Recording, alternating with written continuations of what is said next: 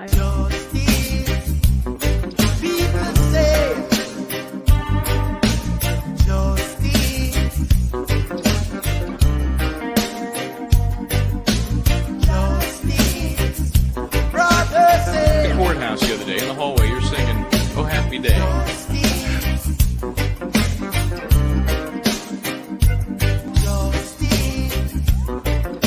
One word prayer. Justice, justice, where are you? Okay, I'm going to sit and wait for you to say something, so I'm not going to say anything. Hey, this is Michael Bryan. I'm Linda Kenny Bond. We have had a very busy, you won't believe it, 20 minutes, and we're just kind of making it for you. Hello, everybody who's going to be on the chat here, because we just had an interview with, and I know I just teased it on X, Twitter, on Instagram, on Facebook, with Doug Weinstein, as I call him, the great attorney for Yak Gotti. But Michael, there's a lot more going on. And why don't you set up what happened today in the courtroom that led us here to today with this question and answer we told you that we may have, we may not have, we're having. Yeah, I mean, didn't we just do something yesterday? I haven't had time to miss you yet. So, and I was so excited to talk with Doug because, like most people, we're going through, YSL withdrawal because they cut the cord on Wednesday last week. And everybody's speculating what's going to happen, who's doing what to whom, and some people don't know what the hell they're talking about, some do. So we got the real skinny, and we'll get to that in a couple of seconds. But we want to set up what happened today that led to, as everybody knows, I'm sure there was a plea deal today for one of the defendants, Quay, I like to call him, because I can't keep all of the other names straight. And of course, Quay was the arguable target of the post, which said "Free Quay," which should never have been read in open court. The screen version had been redacted, so the jury would not see that. But the handwritten paper they gave the witness said it, and the attorney Hilton kept prodding. Well, is there a hashtag after that? Is there a hashtag after that? And so, of course, he reads "Free Quay," and oh boy! So that leads to the 5 days of figuring out what the hell is going to happen here. So the first thing I want to look at and that we want to share here is basically, and this is very educational in terms of the big picture with this case, which has become at the very least a ball of confusion, right? I mean, we're talking about 11, almost a full year of trial, not counting 10 months of jury selection. The trial starts with the jury selection. So almost 2 years. But in terms of evidence being presented, a full year. And a lot of people are like, I don't know what they're trying to do here. I don't know what the storyline is. I'm not even sure what the different crimes are. So what we'll hear from Attorney Hilton is a recitation of the claims and the indictment charges against Quay, and then explaining which one he has pled to. That'll be, as soon as I can get it here, that'll be the first thing that we talk about. And that's key because it just kind of, we start to get a roadmap, which I think we definitely need in this particular case. So stand by here. Again, this is Ms. Hilton setting up this plea deal for us today. You understand that in this indictment, you were initially charged with count 1, conspiracy to violate the Racketeer Influence and Corrupt Organizations Act, which carries a sentence of 5 to 20 years. You were also charged with count 49 in this indictment, which is murder, which carries a sentence of life. You were charged with 2 counts of participation in criminal street gang activity, which was counts 50 and 51, which each carried a sentence of 5 to 20 years.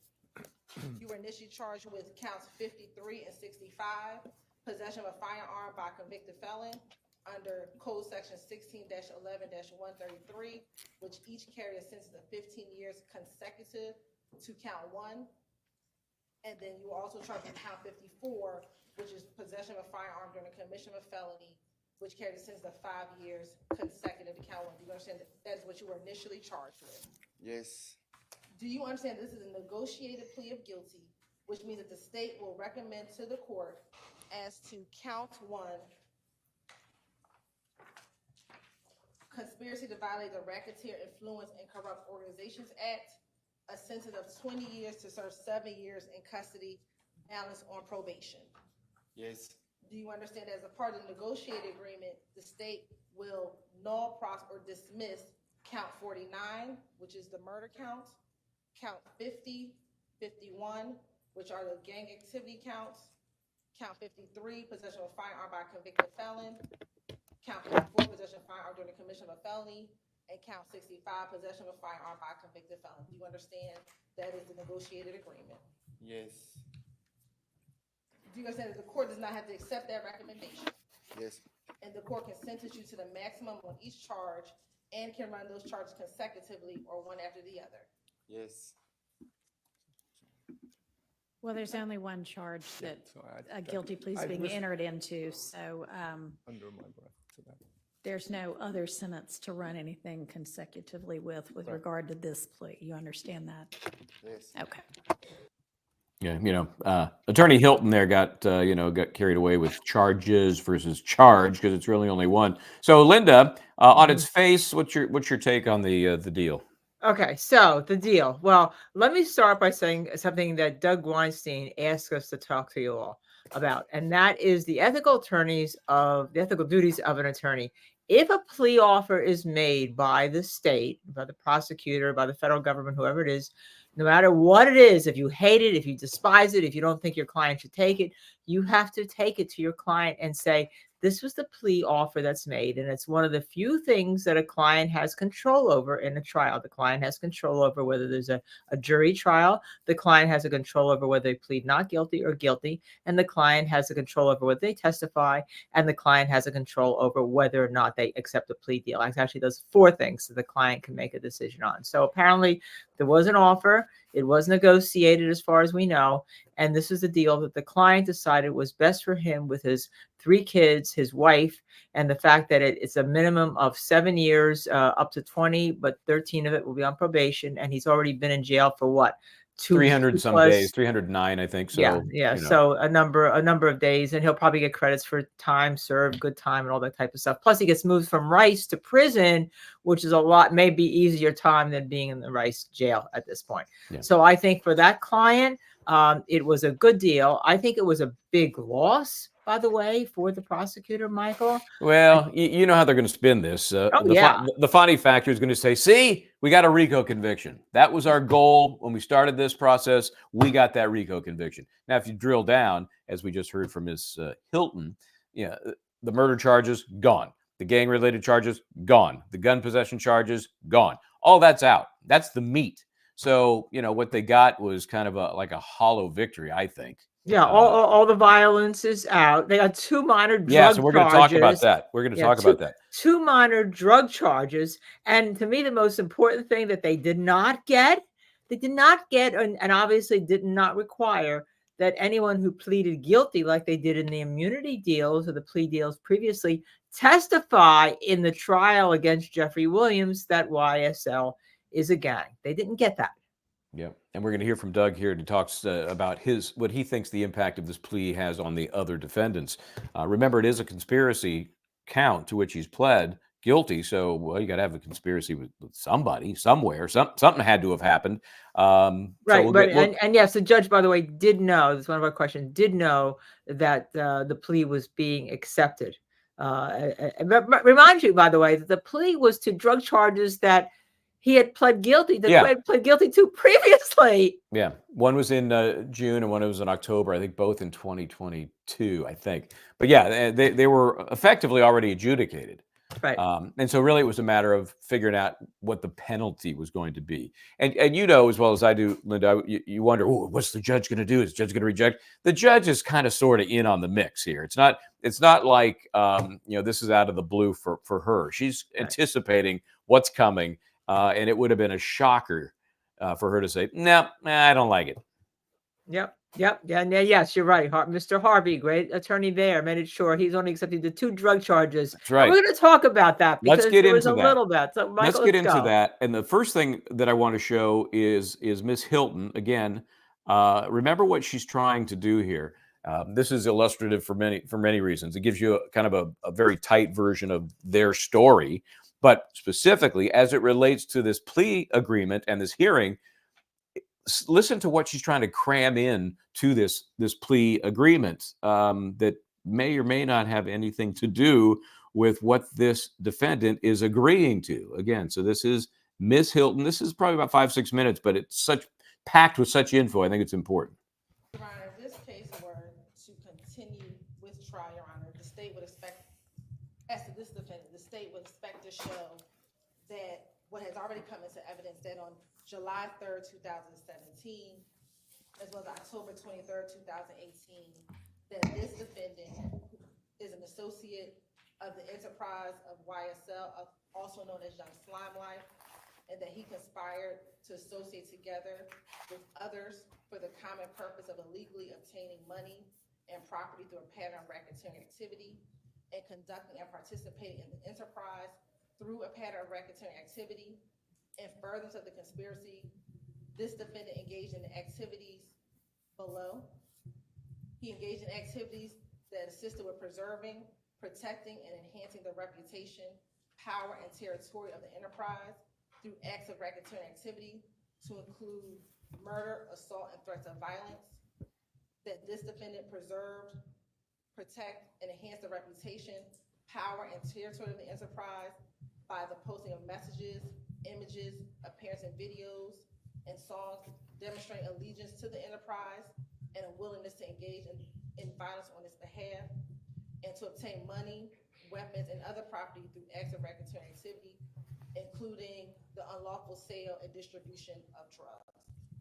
Your Honor, evidence has come in during this trial that on July 3rd, 2017, Mr. Nichols was located at 2612 Steele Avenue, which is in the Cleveland Avenue sector of the city. Your Honor, he was found inside of a vehicle. When that vehicle was searched, Your Honor, and this was in October 2018, they found marijuana as well as sandwich baggies that would be used to package drugs, and there are also guns found inside of that vehicle. Also in July of 2017, this defendant was stopped during a traffic stop in the Cascade area, Your Honor. After being stopped, Your Honor, there was a consensual search of the vehicle that yielded powder MDMA, Xanax, as well as a loaded gun inside of that vehicle.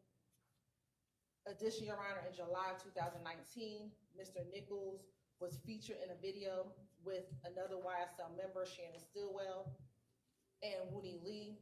In that video, it was entitled Slap Talk.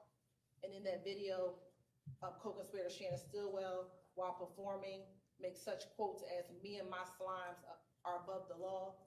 We know from the evidence that slimes is one of the terminology used by members of YSL to refer to themselves or other members of this enterprise. And then last but certainly not least, Your Honor, that in March of 2022, Your Honor, Mr. Nichols was found in surveillance video at a gas station at Windsor Street and Fulton Street here in Atlanta, Georgia. This was on March 14, 2022, during what the state would believe to show an onset of a gang war that really started in 2015 with the death of Donovan Thomas, but carried on into 2022.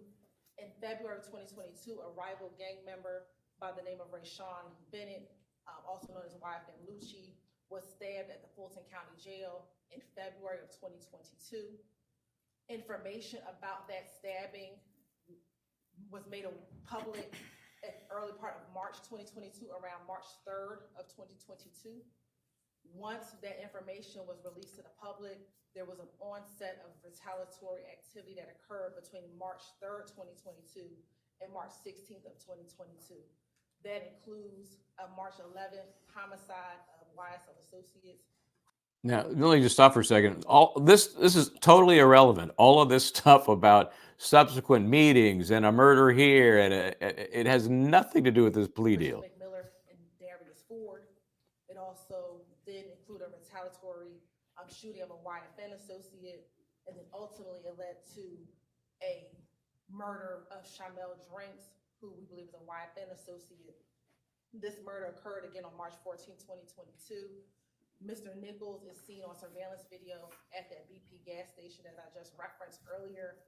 he was at the gas station with YSL co-conspirator Shannon Stillwell. Mr. Stillwell was driving an Audi vehicle. Mr. Nichols came to that gas station in a Ford Fusion vehicle. You see both of them on camera together.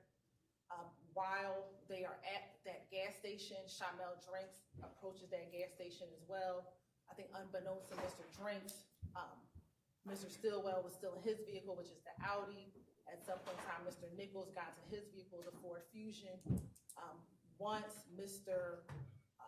Drinks finished his business or finished handling business at that gas station, we know that there's a phone call between occupants of the car that Mr.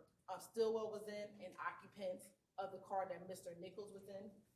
That communication was to the effect of, you need to get on FaceTime. As soon as that conversation ensues, we see Mr. Drinks leave the gas station in his vehicle, and both the car that Mr. Stillwell is driving, as well as the car that Mr. Nichols is driving, both follow out of the gas station, following behind Mr. Drinks. Mr. Drinks proceeds down the street to the light at Windsor, which is right by I-20 in Windsor. Mr. Drinks is in the far left lane. The car involving with Mr. Stillwell pulls up to the middle lane, and Mr. Nichols' vehicle pulls up to the far right lane. This is all captured on surveillance video and surveillance camera. They are at the light for a moment. Then we see both this car with Mr. Stillwell as well as the car with Mr. Nichols drive through a red light, leaving the car with Mr. Drinks sitting at that light. About 30 minutes later, a Good Samaritan sees that car still sitting there, approaches the vehicle, and Mr. Drinks is now deceased. Okay, that's a lot of death and destruction for two drug-related charges. So Right, and that's the sort of- Samantha. Is that Samantha? Yeah, Samantha is correct. Maybe there is a death that they're mourning with the But outfit. that's the case, Michael. That is the case they wanted to have. It's Yes, not the case yes. that it's been I presented. feel like it's reading a child's book, and that's the story. Good night, you know. Cromarvius Nichols pled guilty to 2 drug deals that he had pleaded guilty to in the past. I mean, you know, it didn't take 152 trial days to get here. But remember, he was the one that his attorney the other day, it wasn't Bruce Harvey who was in the courtroom then, asked for the mistrial motion when that free Quay came up in the courtroom that was read. And the judge asked his attorney at that point, do you want a mistrial motion? Do you want a mistrial? She said, Yes. Yeah. That was Nicole Westmoreland. He has Yeah. three attorneys, Right. and she was the one in charge that day. And you know, be careful what you wish for. I think this worked out much better for their client. Yeah. Yeah. Okay. So one last what's clip. next? This is basically his attorney, Mr. Harvey, saying, "Whoa, hold on. Interesting storytelling. Very interesting." But not related to what we're doing here. So this is so smart for this guy to, you know, he's doing his job. He's a good lawyer. And his job is to make sure the record is clear as to what they're acknowledging, what they are pleading guilty to, and most importantly, what they're not pleading guilty to. He's also a Okay, great are dandy. y'all acknowledging a factual basis to the count 1, the RICO count? Okay, we are acknowledging a factual basis. There has already been evidence with regard to the July 3rd, 2017 drug event, the October 23rd, 2018 drug event. We categorically deny and contest any use of violence by Mr. Nichols. We don't agree to that underlying factual basis. We believe those 2 predicate acts that were committed by Mr. Nichols without any question are sufficient to meet the elements of the offense. The offense to which he's pleaded to, which is a RICO conspiracy.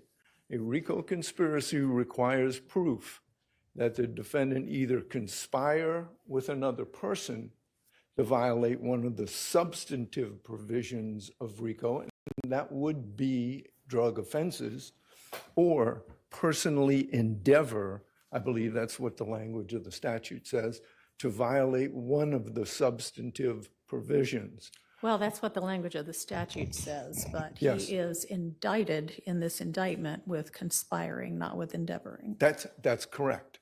So we're talking about a conspiracy. We acknowledge the two events that he participated in. We categorically deny any other allegations other than those two events that are sufficient for a factual basis. We categorically deny that we participated in any way in the unfortunate death of Mr. Drinks. We categorically deny any other charges to which we are, substantive charges to which we are not entering a plea, and that includes gang charges. This is a plea solely to a conspiracy to violate the RICO Act. What's wrong there, Miss Love? You seem a little fidgety. Yeah, it just Seem looks so good there, little right? fidgety in your chair there. His attorney doing a great job of, making sure the record was cleared. Don't It's pin not- us with those other crap. But it sounds like, they came to this deal and then they try to get one underneath Yeah. by reading all the factual basis for everybody that they wanted to prove and say, oh, yeah, you see this RICO? I think that was a press maneuver. I'm sorry. I think that was a press maneuver. Because now I they don't know can who's say, calling look it. at us. Look at us. We got a right. RICO conviction. Right. But maybe they're also trying to make themselves look better in the big scheme of things. Look, this is the case we've got. That's either what's coming or part of what we've shown you already. It's coming.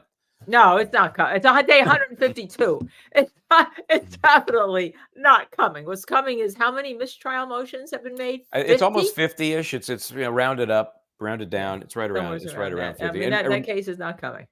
So, and again, we have Doug coming up here to fill us in, not only on the days we missed where we're wondering, oh my gosh, what's happening, but also on what's to come, because this may or may not be the last plea deal, and maybe his client is enticed by something, maybe he's not. So before we get into that, I was ask you a question. Now I can't remember what it was. It was something about her presentation. Why do you think she was doing it and not Ms. Love? Well, because I think Ms. Love they're trying to take her out of the limelight right now. She's caused so much heat, so much problems for this prosecution. And the judge clearly was upset with her, even though it was Hilton who made the mistake about the and, for the hashtag. I think that Ms. Love is just people hate her. I think people hate her. That's exactly what it comes down to be honest with you. She's unlikable.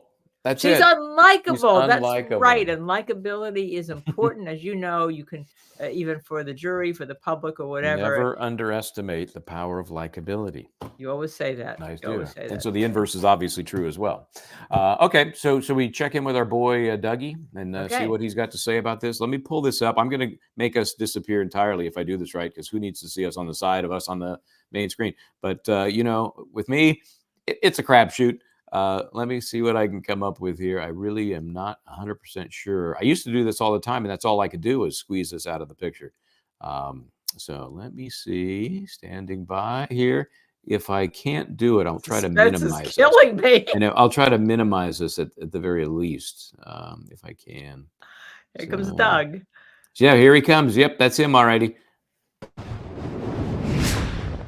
Hey, welcome to Justice Served TV. Michael Bryant here, Linda Kenny Bodden. Look who has joined us. Hey, guys. The busiest men in Fulton County. And I would love to say Jets green, but I'm not going to mention the team. Football. Yeah, that's fine. You guys stumble through, I guess. So, as usual, not much going on in the YSL case. So tell us, people were dying, from adjournment last Wednesday to today. There was all kinds of craziness going on. You were doing your best to update people on but not saying anything on TikTok. Yeah. Well, I've found that's what TikTok is best for. People not saying anything. Okay, so give us what you can give us about the ramp up to today. Yeah, so it's fair to say that there have been plea offers made from the state over the last few days. And as you know, as lawyers, we're obligated to pass those on to our clients. And that's kind of what's been going on. And so as a result, I mean, you saw Mr. Nichols plead out today. Um, Mr. Harvey, I guess, was Ms. Westmoreland, his attorney team. They were able to negotiate a deal that I guess Mr. Nichols felt was in his best interest. And I don't know if you watched the plea colloquy that took place, but We did. it's kind of what I was expecting to see, which is the state vomiting forth a whole series of allegations that some of which they had some evidence for in court, a lot of which they didn't. And then you saw Mr. Harvey respond to that, which is, we're not in agreement with that. We are in agreement that there is a basis for the RICO conspiracy plea, a limited basis for it, and therefore we're taking the plea. I mean, I don't want to speak for Mr. Harvey, but nothing that Mr. Nichols pled to has any impact on my client's case. That's correct. I had three things stuck out to me, Yeah.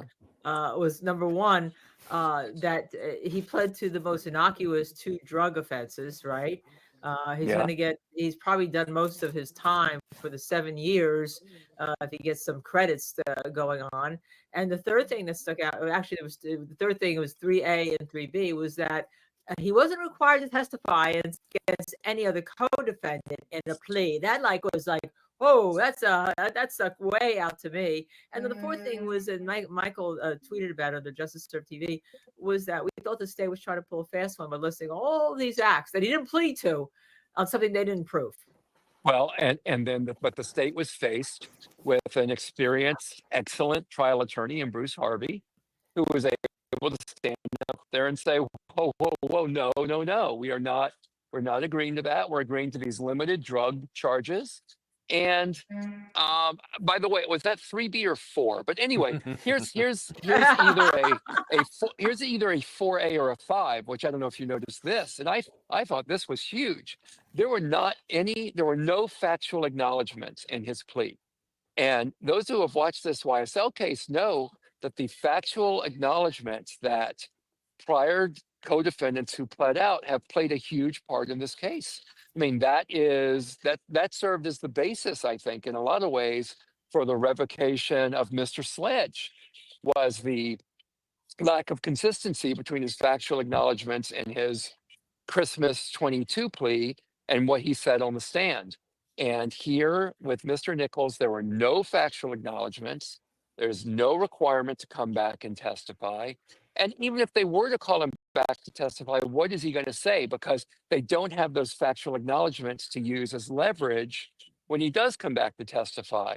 So it's a nice, clean plea that does not blow back on any of us. And neither could it blow back against my client, because my client didn't do anything. There's no acknowledgments that he could give that would impact Mr. Kendrick. So Yeah, there's been a lot of I'm sorry, go discussion ahead. about the potential pleas for the different folks. Could they come up with something global? Could they come up with something that would equate to time served? Let me just ask you this: was anything presented to your guy that was enticing in any way? Not enticing enough for us to take a plea deal. And you guys countered? We talked back and forth, but there was no deal to be met. I don't know if the state is watching the same trial that I'm watching, Or that we're watching. or rather than say the state, I mean the powers that be, the ultimate decision maker. I don't know if she's watching the same trial that I'm watching, if she's watching it at all, if she's getting accurate information as to how the state's case is going. But I see little evidence of that. So no, we were not at a point. And it would be great if you could educate your viewers on our obligations as criminal defense attorneys, that when we get a plea offer, we have to take it to our client. Good, I'm going to write that down. Good point, because you're absolutely right. You have to. No matter what take it looks to the like. client, no matter what It may right. stink. No matter what it looks like. It may stink, but you have to lay it out. Yeah. We have to lay it out, and that does not mean that we are not fighting for our clients. And it does not mean that we think they should take a plea. And it doesn't mean we think they did anything. It means we have an ethical, professional obligation, right? The law that we essentially operate under that we have got to take that offer to our clients. And so that is what we did. Do you expect that the power that is, which is Fonnie Willis, we keep dancing around that, is going to say, well, look at this. This was a victory. I've got a conviction for a conspiracy to commit a RICO charge with the gang YSL. I've accomplished what I've set to accomplish. Well, I would imagine that I'm no different than you. And if we can reach a deal that is a victory for us, and she wants to get on the air and toot her horn and declare victory and go home, God bless her.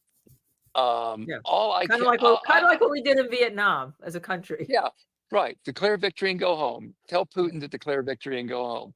But, I don't care what she has to do to save face. I don't care what anyone does anywhere. All I care about is what's best for Mr. Kendrick. That is all that I care about. And if that means Madam DA Fonnie Willis gets to give a press conference and say whatever, let her do that. But she has not presented anything to us that would entice us to accept any offer. We're winning this case. I think anyone that is watching this trial from an unbiased standpoint thinks we're winning this case. And I am very happy for a jury to get this case. So having said that, what's on tap for even for tomorrow? Because when the judge left the bench today, no clue about reconvening for any purpose. So where are we? We can reconvene at 9 a.m. tomorrow morning. And this is with the jury? No, not with the jury in the morning. I don't know if a jury will be there later in the day. I don't know if the jury has been told to wait until the following day. I don't know. I honestly don't know. So this would suggest that maybe there's some other stuff that in the works that would be a function of law in motion that obviously the jury would not be part of. I am implying nothing. But we do have evidentiary issues we have to take up prior to the jury coming back. And those are evidentiary issues that many of which we may not have had to deal with if certain defendants had pled out. So yeah, we'll see what happens. There's still things in motion, I'm sure. So And one then more just let me follow-up, say, Liz, Linda, let me have one more follow-up. I'm sorry. Okay. So would you be surprised if there were additional plea deals? Nothing in this case surprises me, ever. Good ever, answer. Darn it. Ever. I would not expect us to be taking a plea deal, us being Mr. Kendrick, to be taking a plea deal. I'm expecting our case to go all the way to a jury. That's kind of, as I'm sure you do, that's how we approach everything. And we're going to continue down that path. Is there any motions? The only thing I was going to ask you in addition to that, because I think that's a great question, and Michael just asked you, but is there anything that you have to now carve out of what's been presented to the jury as a result of the plea from Quay today? Yeah, I don't think anything from Mr. Nichols pleading out has affected our case at all. We're not really tied to him on anything. So no, I don't see anything that's happened today causing me to file any motions on behalf of Mr. Kendrick. We still have a mistrial motion out there that the judge hasn't ruled on. So at some point, she's going to have to make a ruling on that mistrial motion. Which, by the way, I think we should get with prejudice, even though Mr. Nichols is out. And that's what I was going to say. It's interesting because it was Westmoreland, one of his attorneys, who said, "Yeah, I'll take one. I'll take a mistrial." And now, effectively, it's it's moot because of the plea deal. Well, first of all, because her acceptance is moot because of the Harvey rule. That mistrial motion was joined by all of us. Of course, the Harvey rule, for your viewers, is the rule that was put in place at the very beginning of this case before we even started trial, which is a motion made by one is made by all, an objection made by one is made by all, unless we explicitly opt out. So that mistrial motion is still out there. The judge has to rule on it. I think it should be with prejudice. I think we are still impacted by what happened on the stand because, as Mr. Harvey would say, what would you say? What is gravy for the goose is gravy for the gander. I may have that wrong, but it's not good for the it's not good for the goose, good for the gander. He's always correcting us on that. Sauce. What is sauce for the goose is sauce for the gander. So Propaganda. the state, through Mr. Floyd, through other prosecutors, is always saying, but what my esteemed opposing counsel, meaning us, do not understand is that this is a RICO conspiracy. And this is a RICO conspiracy. So what comes in against one comes in against all. So when one of our co-defendants is harmed by something that is said on the witness stand, we are all harmed by that, as far as I'm concerned, just taking the state's position. So I think that we are still harmed by what was said about free Quay. And I think that we still have a legitimate mistrial motion in place that the judge is going to need to rule on.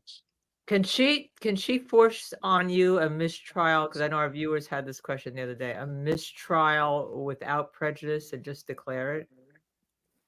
I think she probably can. I don't think she would. Okay. And I want it with prejudice. I want it with I would prejudice. too. And I would agree. Right. I'm not going to be there first thing in the morning. Katie Hingerty is going to be there, but I'm hoping to have the opportunity to at least bring up the mistrial with prejudice issue again after I scooch down to court after my TPO hearing I have up in 8G. So, and I'm going to bring it up because I think after roughly 50 mistrial motions, go back and look at day one. Look at day one. There was a mistrial motion then because of the state making a mistake. Yet, the first of what turned out to be scores of mistakes. And how many mistakes do you have to make before you should get a mistrial with prejudice? How many mistakes are we going to let them have before we get a mistrial with prejudice? Yeah.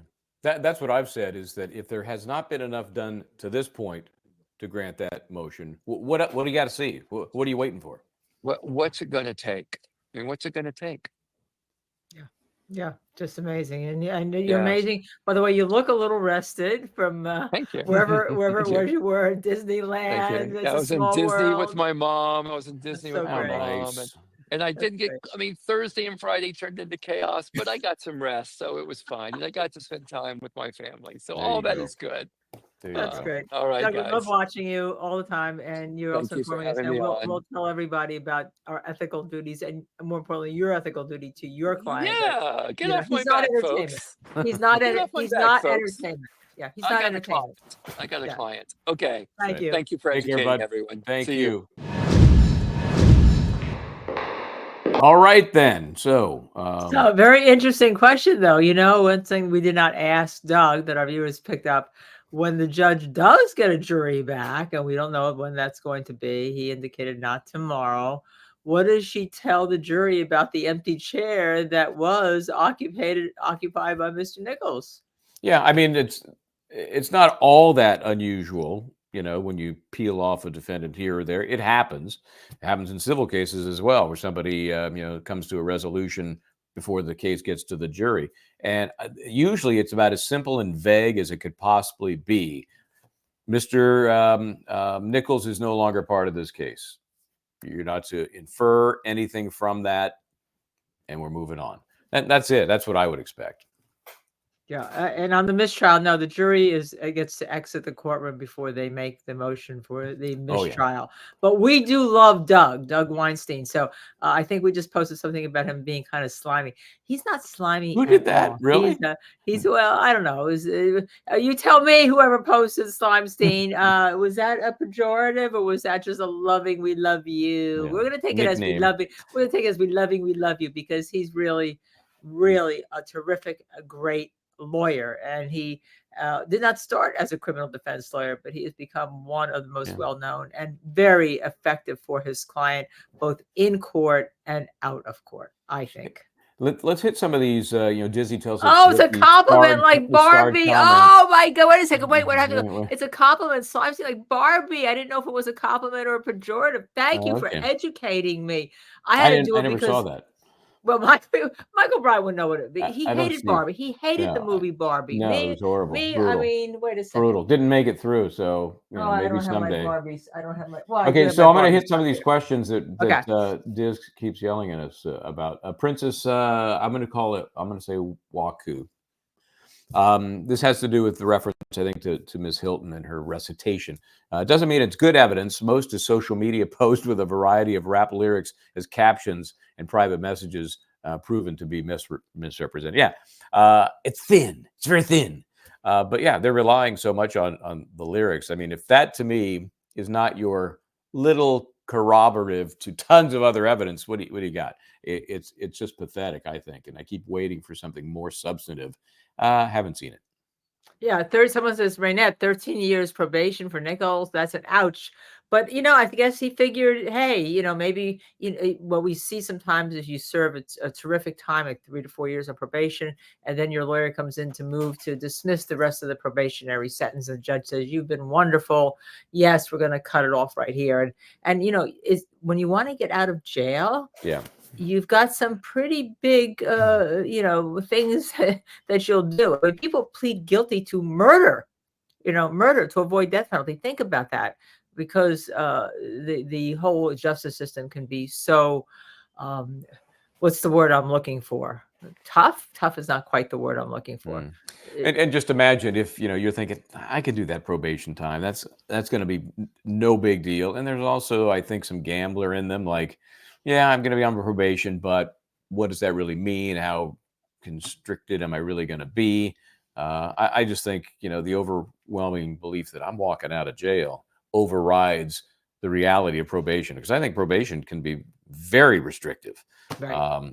But if you're looking to get out of jail, by comparison, it's a piece of cake. Okay, here's something from Ocean Beach. Right. Ocean Beach. Actually, the victims' families were there. The deceased guy's aunt and mom. They hate the prosecution.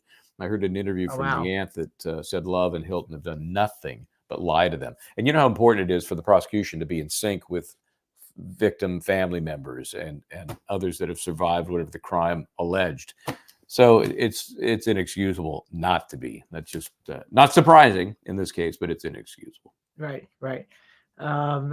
Well, it's just the justice system minus justice is just the system, and the system needs I think this case has pointed a lot about how the system needs to be changed. But we know that you go to the Innocence Project, how many people just at the Innocence Project in New York, the national one, were like, minutes away from getting the death penalty, and turns out they were innocent.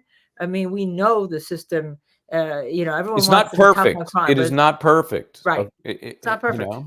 I still tend to believe it's the best system on the planet, but no, it ain't perfect. And yes, yeah, that's right. that's okay. So this is Gemini Rising. Does the plea hurt or help the defense? Well, according to Doug, it's kind of a non-issue. What do you think? Yeah, I think it's a non-issue. Because of the crimes, right? Because of the crimes to which he right. pled. He pled to marijuana. I think they're both marijuana crimes. Yeah, And you then he heard pleaded to. Miss Hilton pounding away on the enterprise as it relates to the RICO charge, and that's appropriate. That's the definition of the organization that you're part of. And she just goes on and on, just trying to pound that in, or the enterprise, all these things that were done, the enterprise. I don't know if that splashes over on anybody or not. No. Not as I see it right now. The gun charge, as Ocean Beach points out, the gun charge and the murder charge are gone. They're gone. They're gone. So why do they indict him for it? Nobody. Thank you. I'm sorry, Michael. I got distracted by Deshante Abercrombie, who said she's liked me since my commentary on Trayvon Martin. So thank you very much. Because I see there's still somebody here who doesn't like me. Then why are you watching? But that's beside the point. But let's go back to the important thing. Doug Weinstein in this case. Let's see. Either that or I'm going to get my Barbie stuff to show you that I really all love Barbie. Will judge consider a bond?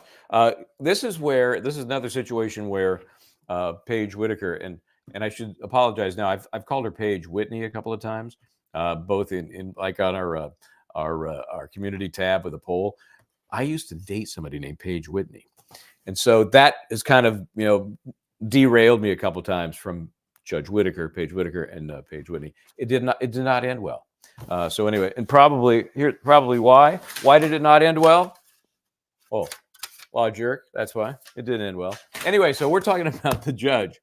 We know that she inherited the no bond position from Glanville, and there's been this total deference to things that he's decided before he was recused. And, I think if it were a part of a negotiated deal, we talked about this yesterday, if bond was part of the deal that they crafted for one of the defendants, then I think she'd go along with it. But I don't think in and of itself, anybody's going to reapply for bond and see any different result than we've seen all along. Oh, thank you. Yes, thank you very much for the belated birthday wishes. I appreciate it very much. Someone let the cat out of the bag. I don't know who that was, Michael. Let's see. This is I interesting. just love you all for watching us and all, because I think you all bring up such great points. Yes, remember, someone mentioned the case Robertson in Texas. He was the shaken baby case, the shaken baby, or the no case. shaken baby case. No case, shaken baby. That's still going on. It's I'm still caught up in the fact that this case evidence is what's so wrong with the system. Even the fact that Quay had to take a plea to 2 marijuana charges that he pled guilty to that now have a RICO conviction. I can't wrap my head around it, Michael. Yeah. Again, is that part of the show trial? Probably, because the DA wants to claim some level of victory, and it's, like I said, I think it's hollow. Okay, so let's see. What was that one that I popped up here? Does no one trust the jury? Oh, well, when you're faced with that, what if, a jury can do anything. We know that, even though we've seen this case unfold as, a bad case, a joke. That doesn't mean the jury is going to feel that way. You have no idea what a jury is going to do. So those are the dice that you're rolling. I can get this relatively minor sentence, all things considered, even with a longer probation at the end. Or, this guy's, you heard Hilton rattle off the different charges under the indictment for Mr. Nichols. You might get a calculator because you're talking about the end of his life in prison. So when you start weighing that, it's less about trusting the jury than it is chancing your life with the jury. And I don't know that anybody feels comfortable doing that. No, and that's always the problem. It's a roll of the dice, no matter how good you are. I mean, when you have that case and there's nothing more you can do, the judge has charged that jury and you're waiting for that jury verdict. You know that you should have a not guilty, but you never know. It's to go 7 days and they're not back, and they're saying, what are they discussing? And then you start wondering, maybe I should have taken that deal. Yeah. Now, was she granted mistrial? Somebody asked, and I had posted it and went by. Do you think the judge is going to grant a mistrial? What do you think, Michael? I think, first of all, she will not grant one with prejudice, which means nobody's going to accept that, in my opinion. Nobody's going to take a mistrial with a redo. It's not going to happen. But Doug said that she can force it. Well, yeah. So I don't think she's going to just sua sponte say, that's it. How you normally would handle a hung jury. That's the natural result of the hung jury. That's a mistrial without prejudice. That's forced upon the parties. There's no discussion. There's no arguing for or against. We've seen it in the Karen Reed case, which is coming up again for trial in January. But I don't think she's going to force it on anybody. I think she may still offer it to anybody who wants one without prejudice. And I don't think anybody will take one. So what does that mean? Unless they come to a deal, and you heard Doug, possible. Might be some other deals in the ether, not for his client, not for Yak Gotti, which was kind of an exclusive tidbit that we learned. I'm surprised that he was quite that forthright about that. But there may be others, and if there ain't, then we're going to a verdict. Yeah, it doesn't sound like it'd be for Jeffrey Williams because either. No, and he is less motivated because he's clean. Right. So we'll have to see. That only leaves 2 more that are in the courtroom, and we'll have to see if something happens tomorrow. And then there'll be 3 that will go to a jury verdict or mistrial motion 574. I'm making that up, but at some point, at some point, and Doug points out on day 1 there was a mistrial motion. On day 1 of this trial, there was a mistrial motion. And here we are, 50 some mistrial motions later, or about 50 mistrial motions later, if you're counting. Email Gerard, good question. These are, when you have a plea deal, that you're done. They aren't going to come back to haunt you. You have appellate rights, as the judge mentioned, both for habeas corpus and attacks on other elements of the plea deal. But no, they can't say, hey, we changed our mind. We're going to bring back those charges. They are truly in the firmest way with prejudice. Yep. Yeah. And the judge made it clear that if he wants to retract this plea, that probably won't happen, although he does have a certain time to do that. but he does maintain the rights for it to talk about the constitutionality of the plea, and that means the constitutionality of the statute, I think, Michael. Yeah, I think it is. It's a very esoteric kind of legal argument. So, she's just making the record clear that you still have that opportunity. Here's a good question. Hey, Camille Miley, where were you when we were interviewing Doug? Because we didn't ask him about the sloppiness. People have talked about it's not the judge's job to clean up the prosecution's mess, but in fact, that's what she's doing, and she's admitted to doing it. So next time we talk to Doug, we'll definitely ask him about that. That's a great question. It is. I get the feeling it's going to be an ongoing issue. Yeah. Clean up on aisle 7. Okay. That was from what? Is that something going out of business? There's actually 2 aisles in this courtroom, so and most of them seem to be on the first aisle. Thank you. Oh, whoops! I just got rid of that. I missed that. What was that? you Put that just back up, Diz. I wish y'all would go live on the trial streaming. I love the channel. Thank you for the insider scoop over the channel has access to. Well, we try, but we also have sources that we also don't disclose, because we're trying to function here as reporter journalists, not as lawyer friends, but L.A. Stony Stone. Is that what that is? Is that I'm going to go with Law Stony Stone, but it may be Law L.A. LA Stony. So okay. yeah, we're working. We're young. We started this to try to do some politics and some other stuff when Law and Crime was on the air. When Law and Crime decided they didn't want hosts commenting on anything, Michael and I, after Labor Day, decided to really focus on this channel along with our law practices, which means we get no sleep. But we think that the viewers are important, because if you don't know what's going on in the courtroom, when we get up there in the one trial that you do see, you're going to say, hey, wait a second, everyone's guilty. But when you see all this stuff, right, that maybe all defense lawyers aren't so bad. Now, some of them, even I don't think are so great. And I'm a defense lawyer, but I'm a former prosecutor too. So I call it as I see it. We were just talking about this. YSL call each other slime. King slime is allegedly Jeffrey Williams. Yes. So it's a term of endearment if it's used properly. So you can be slimed and actually it's a good thing. Let me see. I'm just scrolling through here because Diz has told me we keep missing some of these ones that have been starred. How am I doing? Are we good? Are we good, Diz? Are we? I think I'm good. I think I've caught up with all of them. Oh, well, there's so many of them. I don't know if we can answer all of them, but we're going to try. We will try. Okay, crazy day. I think tomorrow may hold other surprises, but what else is new? It's YSL, right?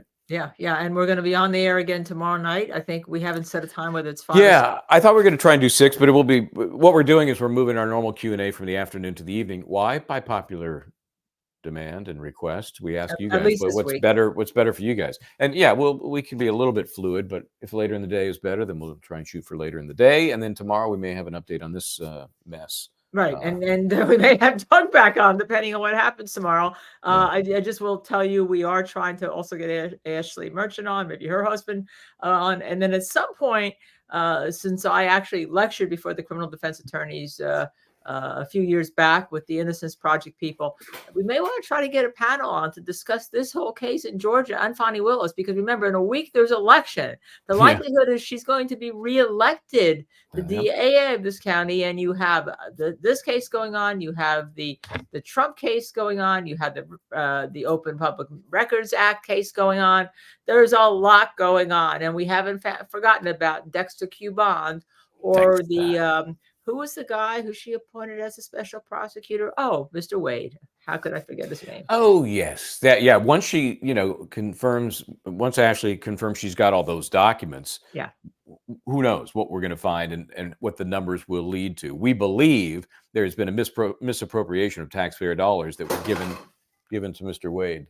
Okay, now I love you while you're saying that. LTO, Lex, let me just tell you, we haven't taken calls, but what we are doing right now, because again, we're still trying to get this up and running to answer for you. And sometimes we have 30,000 views on an episode. Sometimes we have 150 views on an episode. But what we are doing is asking, and if you'd like to send Dizzy, send to us in our X account or email Michael Bryant. We'd like to have at least 2 of you who are viewers on to ask your questions live. We did that last week. And you came on the air. We gave you the link. We put you in the green room here. We brought you out. You were on the show. and you asked your questions live, and then it became part of the conversation. So if you want to do that, LTO, you have to be seen on camera. You know, we can't dot you out like they do in some cases. We'd love to have you do it and ask your question live.